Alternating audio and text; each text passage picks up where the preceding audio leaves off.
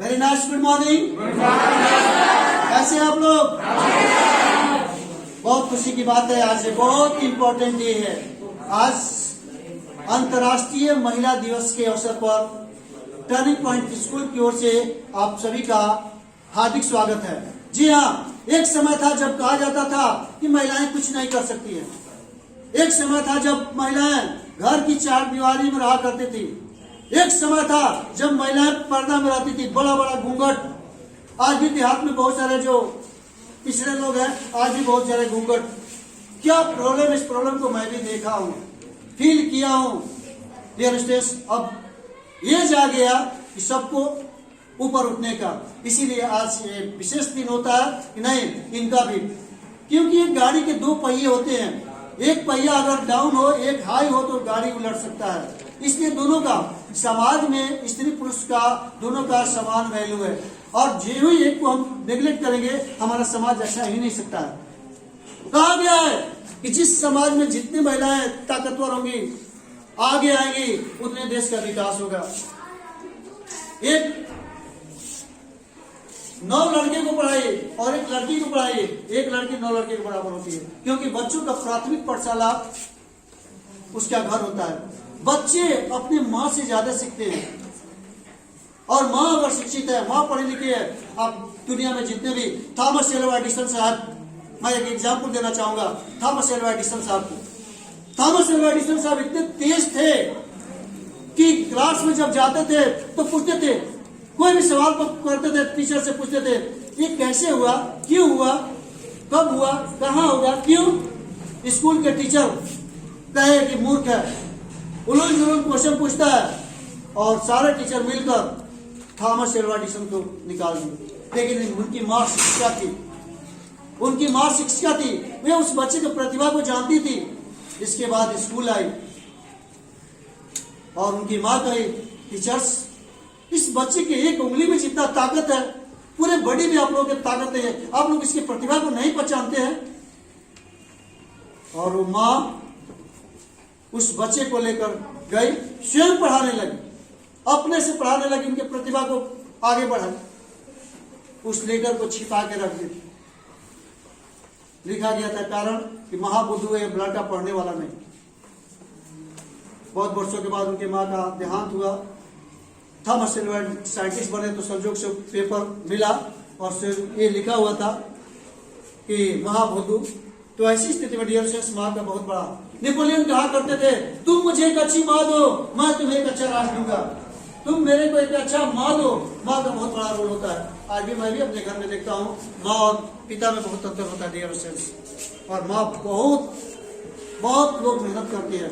आज किसी भी क्षेत्र में हो, डॉक्टर हो, इंजीनियर हो, IAS हो, जज हो, कलेक्टर हो, कमिश्नर हो, फाइटर पायलट हो, आज हर एक क्षेत्र में महिलाएं अपना परचम। और ये भी है, आज रिजल्ट आता है, चाहे UPSC हो, BPSC हो, स्टेट कमीशन हो, IIT जो भी हो, सब में अपना अलग परचम। CBSE, ICSE, बिहार बोर्ड, कोई भी स्टेट बोर्ड हो, बहुत अव्वल रही है, क्योंकि इनका कंसंट्रेशन बहुत तगड़ा होता है। इसलिए इस महिला दिवस के अवसर पर मैं सारी महिलाओं को प्रणाम करता हूँ, जो भी बच्चियां हैं, क्योंकि आज आने वाले दिनों में सशक्त भारत को बनाना है, महिला सशक्तिकरण करना है और एक अच्छा न्यू करना है। इसलिए आज के दिन उद्घाटन हो रहा है। आज से हम लोग स्टार्ट कर रहे हैं टर्निंग पॉइंट सुपर 30 जूनियर, छोटे बच्चे पर काम कर रहे हैं। इसमें 30 बच्चों का सिलेक्शन होगा, 30 बच्चे सिलेक्ट होंगे, सिलेक्शन, और उस बच्ची को निःशुल्क ट्यूशन फीस निःशुल्क होगा।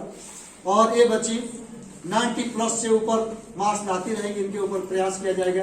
उम्मीद है कि आप इस एक इम्पोर्टेंट पार्ट का हिस्सा बनेंगी और एक क्रांति लाना है जिंदगी में। जहाँ डियर स्टूडेंट्स रहिए, आज देश की आबादी बहुत ज्यादा है, चाइना को भी हम लोग पीछे छोड़ने वाले हैं। कुछ दिनों में इंडिया की आबादी चाइना से भी ज्यादा हो जाएगी। तो जनसंख्या बहुत बड़ा मायने नहीं रखता, उस देश में क्वालिटी कैसी है।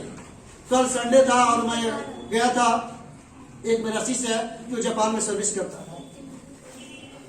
उससे मैं मिलने के लिए गया, मॉर्निंग वॉक में गया तो कहा कि चले।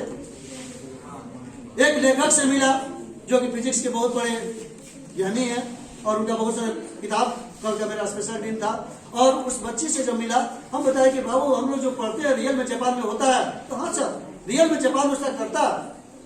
आज भी हमारे हिंदुस्तान में उन्होंने एक एग्जाम्पल दिया कि हम लोग सर क्या करते हैं कि ट्रेन में या बस में क्या करते हैं, अपना जगह रुकने के लिए रुमाल रख देते हैं, और जगह रुमाल रख के कहीं जाते हैं सामान लाने या कहीं चले जाते हैं, और वहां मोबाइल लैपटॉप रख के लोग चले जाते हैं। जापान में मोबाइल और लैपटॉप रख के चले जाते हैं, कोई पूछने वाला नहीं, कोई लेने वाला नहीं। और यहाँ तो रुमाल हमारे देश में गायब हो जाता है।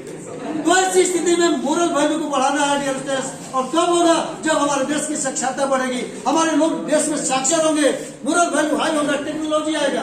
गरीबी की वजह से ऐसा होता है, आपका रुमाल गायब हो जाता है, आपका तौलिया गायब हो जाता है, और वहां पर लैपटॉप और मोबाइल और कुछ जो महंगा महंगा सामान रख के लोग चले जाते हैं, पानी लाने, नाश्ता लाने, ट्रेन से ही करके कुछ गायब नहीं होता है। इसलिए मेरे को वैसे भारत चाहिए।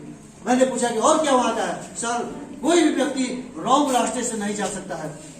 7 किलोमीटर 8 किलोमीटर क्या होता है जाना है, तो ये नहीं कि कोई सारे लोग का मोरल वैल्यू है उतना किलोमीटर जाएंगे, उतना किलोमीटर जाकर ही तब लौटेंगे। सारे लोग एकदम अपने राइट डायरेक्शन में जाते हैं। तो डियर स्टूडेंट्स, देश बड़ा होने का कारण होता है। एक जापान एक ऐसा देश है, हमेशा भूकंप आता है, लेकिन पूरे वर्ल्ड का एक बहुत बड़ा इकोनॉमिक, तो उस देश जैसा हमको भी बनना है। और हमारे कुछ ऐसे साइंटिस्ट, हमारे कुछ समाजसेवक, हमारे कुछ देश की बच्चियां, हमारे देश के कुछ ऐसे तो हर एक क्षेत्र में बच्चियां भी जाने लगी है। इसलिए संकल्प लीजिए, आइए इस महिला दिवस के अवसर पर हम लोग संकल्प ले कि अपने देश को संभालना है। व्यक्ति बड़ा नहीं होता है, व्यक्ति से बड़ा समाज होता है, समाज से बड़ा राज्य होता है, राज्य से बड़ा देश होता है, देश से बड़ा महादेश होता है, महादेश से बड़ा विश्व होता है। तो पूरे विश्व की धरोहर बने।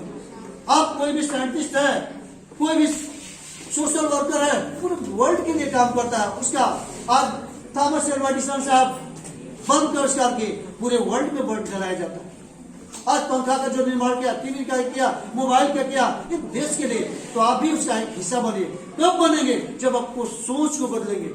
आप विजन मैन बनिए, अपने सोच को बदलिए। व्यक्ति जितना सोचता है करता है उसे ही बनता है। हम सोचते ही नहीं है, और जिस दिन आप सोचेंगे वही आपको सब कुछ साकार हो जाएगा। इसलिए इस अंतर्राष्ट्रीय महिला दिवस के अवसर पर मैं सभी बच्चियों को एक बार फिर से प्रणाम करता हूं कि आप देश के भविष्य को बनाओ। आने वाले दिनों में आज हर एक क्षेत्र में जिस तरह से परचम लहरा रही है और आगे, और सोसाइटी, राष्ट्र, मुल्क कब विकसित होगा? जब सारे लोग होंगे। और उम्मीद है कि आप सभी लोग अच्छा करेंगे। और इसमें 30 बच्चियों का जो सिलेक्शन होगा वो पढ़ना स्टार्ट करेंगे आज ही से इसके शाम को ओपनिंग होगा, उद्घाटन होगा। आज उद्घाटन हम लोग करेंगे और 30 बच्ची को पढ़ाना स्टार्ट करेंगे। इसलिए आप जाकर अपने मम्मी पापा से बोल दीजिएगा 4 o'clock रिपोर्टिंग है और पढ़ना स्टार्ट कर दीजिए, एक दिन भी विलम्ब नहीं। लड़का लड़की को भी चांस दिए थे, कुछ बच्चे अपना चांस मिलने के बाद चांस खो देते हैं, लेकिन मैं बच्चियों को देखता हूँ जो चांस मिला सारी बच्चियां आती हैं। इसलिए अंतर होता है, डेडिकेशन होता है, एक आस्था होता है। इसलिए आस्था बढ़ाओ। कोई तेरे को अगर कुछ प्रेफरेंस दे रहा है तो सोचो समझो उससे बात करो।